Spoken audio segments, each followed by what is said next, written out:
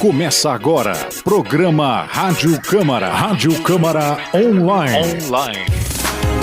Apresentação, João de Paula e Carlos Demarque. Câmara aprova 7 requerimentos de informações oficiais. Um dos documentos pede explicações sobre mau cheiro no córrego Machadinho. Vereador Lucas Zanata comenta a proposta que prevê a leitura das respostas dos requerimentos de informações. Hoje é quinta-feira, 10 de outubro de 2019. O Rádio Câmara Online está no ar. Olá, Carlos, muito boa tarde. Olá, João, boa tarde e boa tarde também a todos que sempre nos acompanham. A Câmara Municipal de Araçatuba aprovou na 31ª sessão ordinária deste ano, realizada na última segunda-feira, 7 requerimentos de informações oficiais. De autoria do vereador Arlindo Araújo, 4 requerimentos de informações tiveram votação favorável. Em um deles, o parlamentar cobra esclarecimentos do prefeito sobre o mau cheiro no córrego Machadinho, ao longo da Avenida Joaquim Pompeu de Toledo. Na solicitação, que cita recente caso de morte de peixes no córrego, o parlamentar quer saber que providências o município está adotando para resolver o problema. Em outro pedido, Arlindo Araújo deseja saber a quantidade de vagas oferecidas nos berçários das escolas municipais nos anos de 2017, 2018 e 2019. Informações sobre concurso público realizado no início do ano para preencher cargos vagas de guarda municipal foram temas de outra solicitação aprovada. No documento, o vereador quer saber quantos candidatos foram aprovados, quantos foram chamados e para quais setores os novos guardas municipais foram designados. Em outro requerimento aprovado, Arlindo solicita quantas multas foram aplicadas à empresa Samar pela agência reguladora DAIA desde 9 de abril de 2018. O vereador Dr. Alceu é proponente de 2 pedidos de informações aceitos. Um deles pergunta ao Executivo se os veículos da Guarda Municipal possuem seguro contra acidentes de trânsito. Já uma outra solicitação traz questionamentos sobre a interrupção no fornecimento de água a bairros da Zona Leste da cidade entre os dias 4 e 6 de outubro deste ano. E olha só, sobre esse mesmo assunto, o requerimento do vereador Ciro Saraiva quer saber a responsabilidade da Samar em possíveis prejuízos ocorridos em imóveis residenciais e comerciais de bairros da Zona Leste da cidade, por conta da falta de água nos últimos dias. Rádio Câmara Online. E o vereador Lucas Zanata é o entrevistado desta edição. Vamos conferir agora a entrevista concedida ao repórter Carlos Demarque. Agora no Rádio Câmara, entrevista.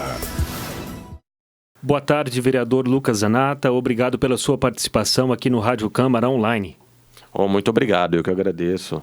É um prazer estar aqui novamente. Bom, vereador, atualmente os vereadores contam com um importante instrumento de fiscalização e de acompanhamento das atividades do Executivo, que são os requerimentos de informações oficiais.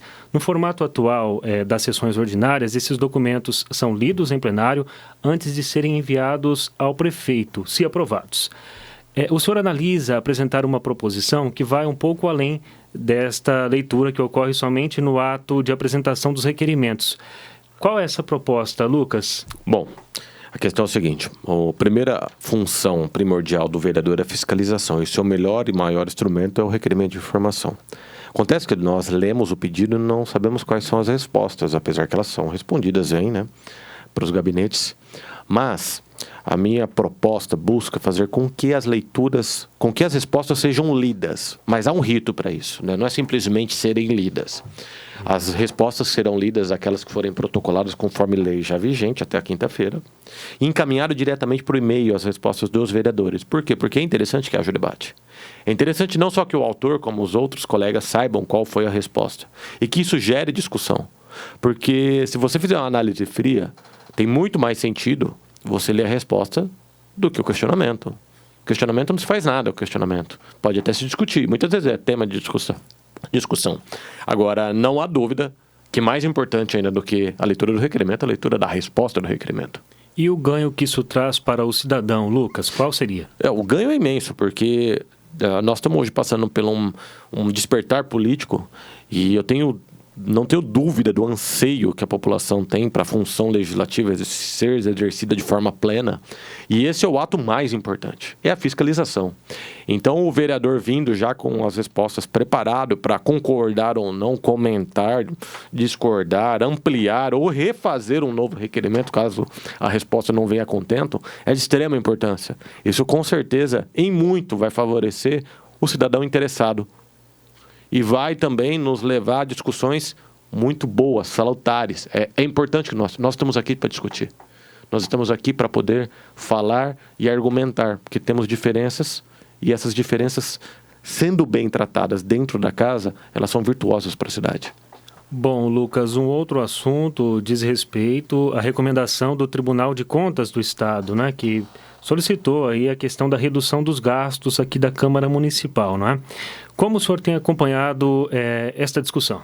Bom, eu tenho acompanhado, entendendo que é uma decisão tomada aqui pela casa. Há tempo o tribunal vem rejeitando as contas, mas eu entendo que ela tem que ser acompanhada dentro daquilo que eu já venho lutando, não só eu, outros vereadores e muitos membros da sociedade civil, lideranças, instituições, para que seja uma reforma completa.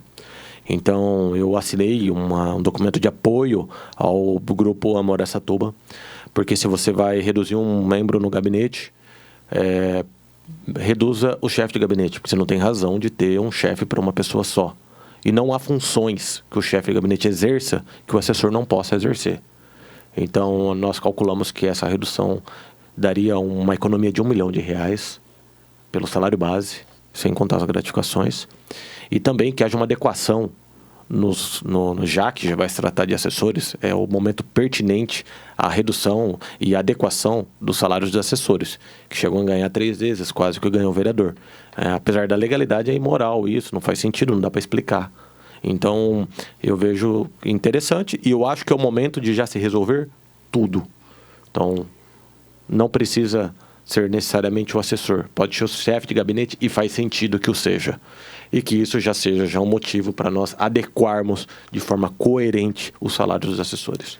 Lucas, para fecharmos a entrevista, então, uma última questão diz respeito a um assunto aí que movimentou aí a Câmara ao longo desta semana, que foi a aprovação do requerimento de convocação do Márcio Saito, atual comissário-geral do DAIA, que virá até a Câmara para prestar esclarecimentos aos vereadores, não é?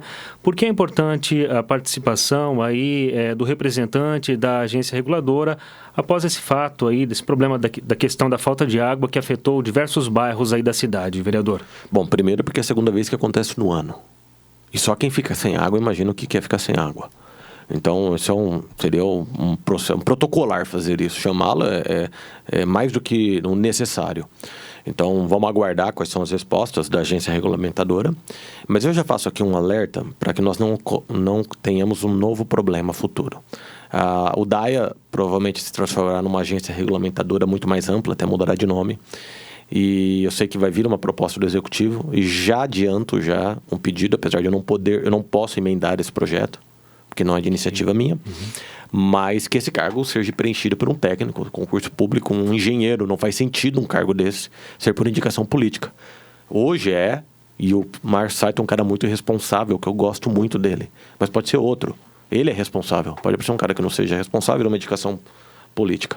Então, é de extrema importância que, se haverá essa atualização, essa melhoria na agência regulamentadora, que seja um cargo técnico concursado de engenharia, responsável e conhecedor do assunto. Então, eu já quero aqui deixar cravado, porque nós não podemos resolver os assuntos pós-problema. Nós podemos já prevê-los de forma antecipada e agir de forma correta. Ok, vereador Lucas Zanata, muito obrigado pela sua participação aqui no Rádio Câmara Online. Até a próxima. Eu que agradeço. Muito obrigado. Rádio Câmara Online. E o Rádio Câmara Online desta quinta-feira fica por aqui. A apresentação foi de João de Paula e Carlos Demarque. Com trabalhos técnicos de Márcio Paiola. O Rádio Câmara é uma produção da Assessoria de Comunicação e Imprensa da Câmara Municipal de Araçatuba. Obrigado pela audiência, uma boa tarde e até amanhã. Até amanhã com mais uma edição do Rádio Câmara Online.